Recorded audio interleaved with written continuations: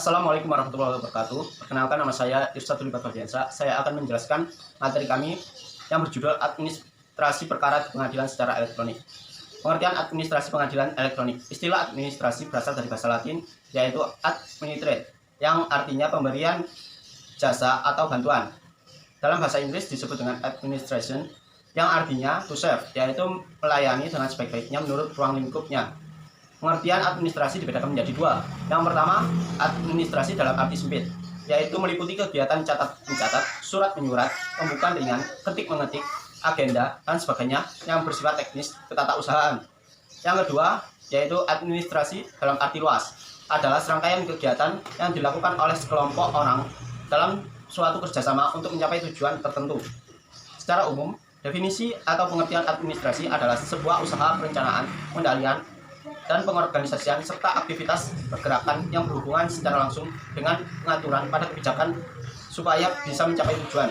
Selanjutnya, pengertian administrasi perkara secara elektronik adalah serangkaian proses penerimaan gugatan atau permohonan atau keberatan atau bantahan atau perlawanan atau intervensi, penerimaan pembayaran, penyampaian panggilan atau pemberitahuan, jawaban, replik, duplik, kesimpulan, penerimaan upaya hukum, serta pengelolaan, penyampaian dan penyimpanan dokumen perkara perdata agama dengan menggunakan sistem elektronik yang berlaku di lingkungan peradilan agama.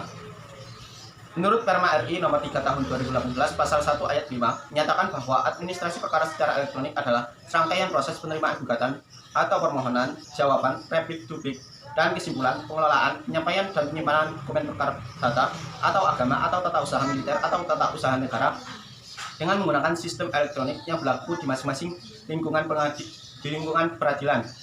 Selanjutnya, menurut Perma RI nomor 1 tahun 2019 pasal 1 ayat 6 tentang administrasi perkara dan persidangan di pengadilan secara elektronik adalah serangkaian proses penerimaan gugatan atau permohonan atau keberatan atau bantahan atau perlawanan atau intervensi, penerimaan pembayaran, penyampaian panggilan atau pemberitahuan, jawaban, replik, duplik, kesimpulan, penerimaan upaya hukum serta pengelolaan, penyampaian dan penyimpanan dokumen perkara perdata atau perdata agama atau tata usaha militer atau tata usaha negara dengan menggunakan sistem elektronik yang berlaku di masing-masing lingkungan peradilan.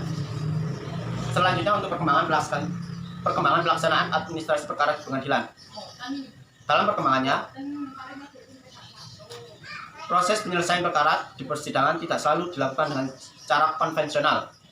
Akan tetapi, sekarang dapat dilakukan secara online melalui aplikasi e-courts yang disahkan pada tanggal 13 Juli 2018 di Balikpapan oleh Ketua Mahkamah Agung Profesor Dr. Haji Muhammad Hatta Ali SH.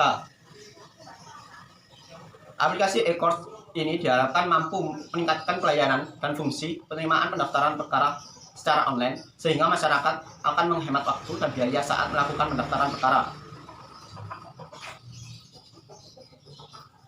Pada hakikatnya, dalam peradilan di Indonesia telah mengadopsi asas-asas peradilan yang baik secara komprehensif, yakni sederhana, cepat, dan biaya ringan. Sesuai dengan pasal 2 ayat 4 Undang-Undang nomor 48 tahun 2009 tentang kekuasaan kehakiman yang berbunyi, peradilan dilakukan dengan sederhana, cepat, dan biaya ringan.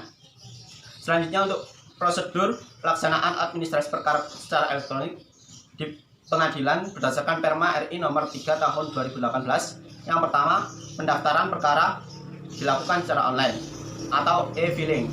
Yang kedua, pembayaran panjar biaya online atau e-SKUM. Yang ketiga, dokumen persidangan. Yang keempat, pemanggilan elektronik atau e-summons. Adapun perbedaan pelaksanaan e-courts, semula ruang lingkup dalam Perma nomor 3 tahun 2018 hanya terdiri dari yang pertama e-filing, 2 e-payment, yang ketiga pengiriman dokumen persidangan secara elektronik, dan yang keempat e-summons. Kemudian dengan adanya Perma nomor 1 tahun 2019, semua berubah atau diganti menjadi yang pertama e-filing. Adapun perbedaan di dalam pelaksanaan e-courts dalam Perma nomor 3 tahun 2018 dengan Perma nomor 1 tahun 2019, yang semula dalam Perma nomor 3 tahun 2018 hanya terdiri dari e-filing, e-payment, pengiriman dokumen persidangan secara elektronik, dan e-summons. Dengan adanya Perma nomor 1 tahun 2019 menjadi e-filing, e-payment, pengiriman dokumen persidangan secara elektronik, e-summons, dan e-litigation. Itu tadi perbedaan dari kedua perma tersebut. Sekian presentasi dari saya, kurang lebihnya mohon maaf. Saya akhiri. Wassalamualaikum warahmatullahi wabarakatuh.